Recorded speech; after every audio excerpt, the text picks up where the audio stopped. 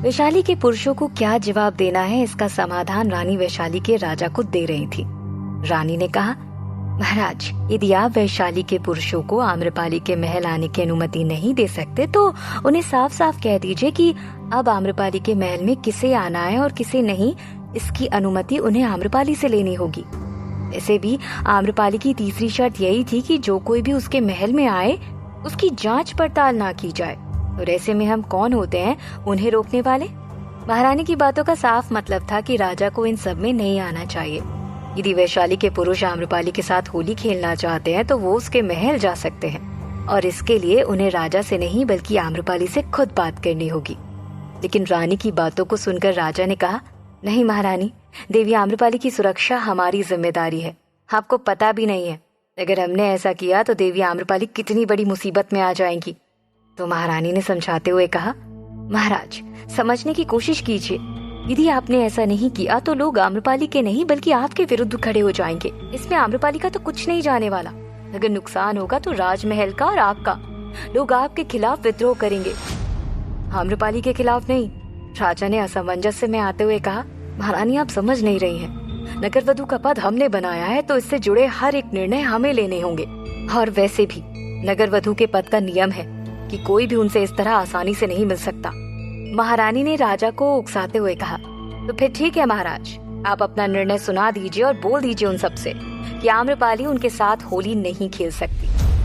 महाराज ने झुंझुलाते हुए कहा, नहीं, हम ऐसा भी नहीं कर सकते। न जाने वैशाली के पुरुष उस दिन क्या कर बैठे।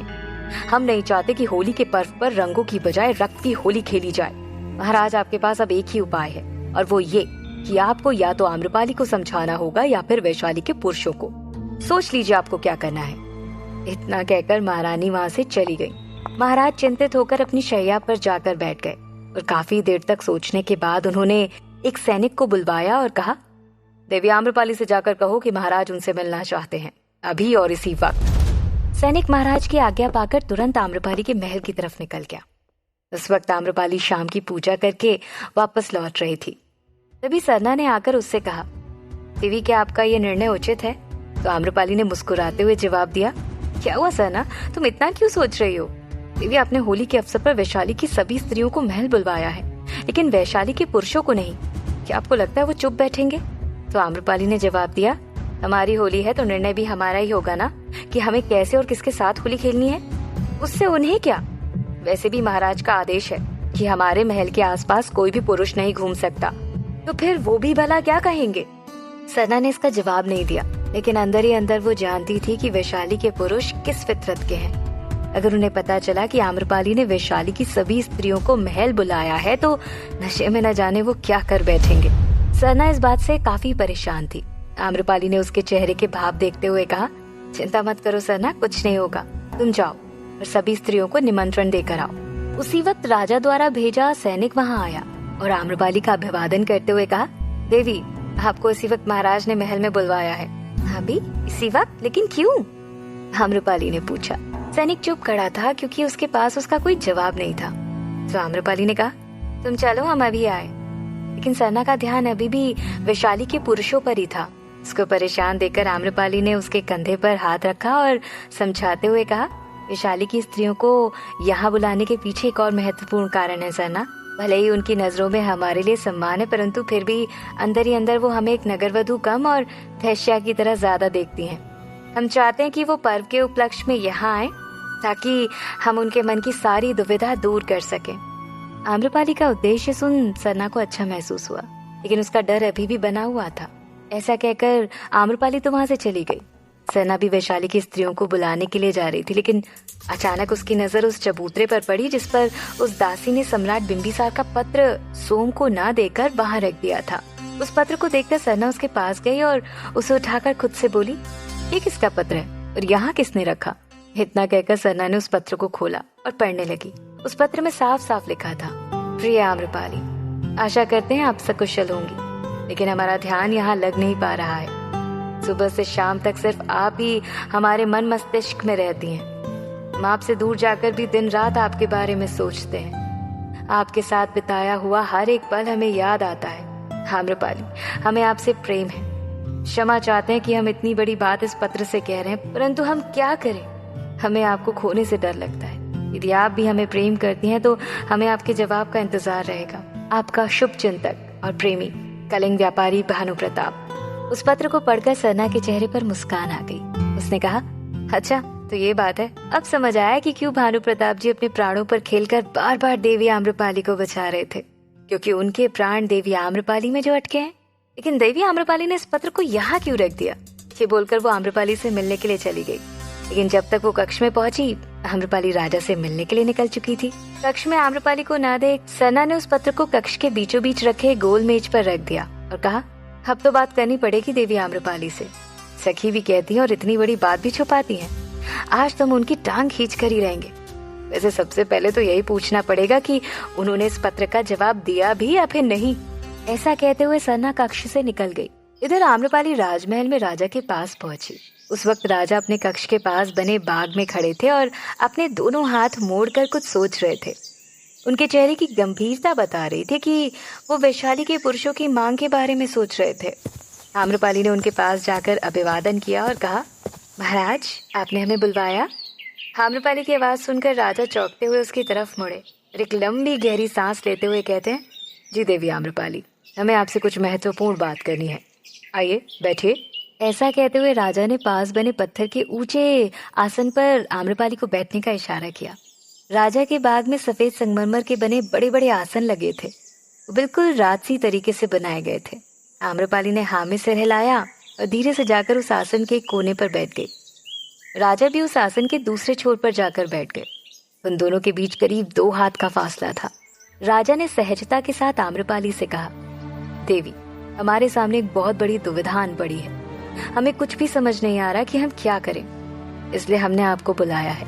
ये सुनकर आम्रपाली हैरान होते हुए कहती है, परंतु महाराज हम आपकी क्या सहायता कर सकते हैं? तो राजा ने कहा, देवी, इस दुविधा से हमें सिर्फ आप ही निकाल सकती हैं और कोई नहीं। आम्रपाली के चेहरे पर भी अब गंभीरता छा गई थी कि आखिर ऐसी क्या बात है जो महाराज उससे समाधान मांग रहे हैं। तो उसने कहा, कैसी दुविधा महाराज? महाराज ने आगे कहा, देवी, वैशाली के पुरुष आपके साथ होली खेलना चाहते हैं। उनकी इच्छा है कि वो इस वर्ष की होली का पर्व अपनी नगर वधू के साथ मनाए। ये सुनकर आम्रपाली स्तब्ध रह गई।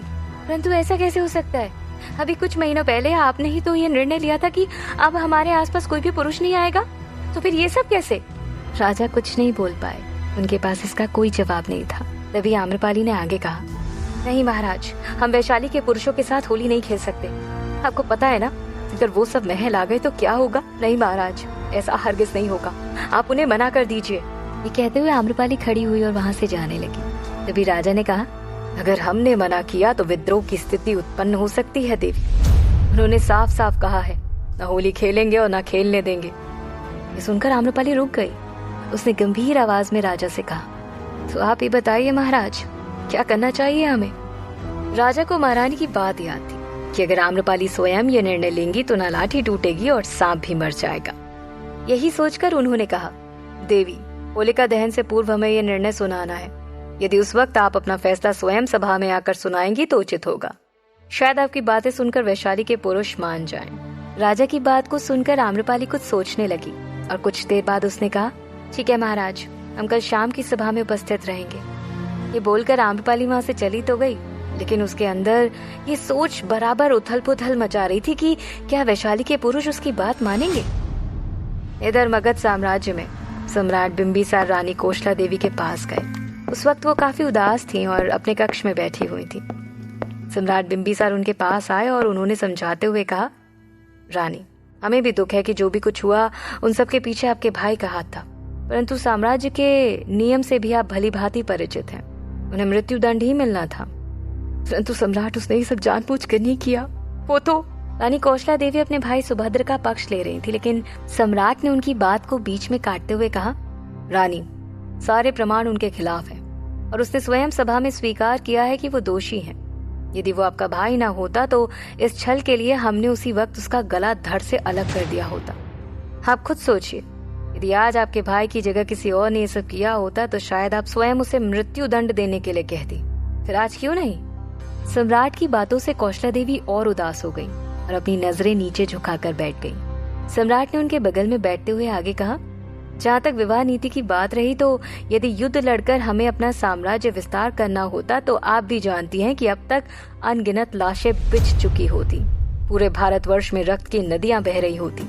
हमारे लिए ये सब करना आसान है, परंतु एक सम्राट की बुद्धिमत्ता से कार्य करना आवश्यक है, जो कि हमने हमेशा किया।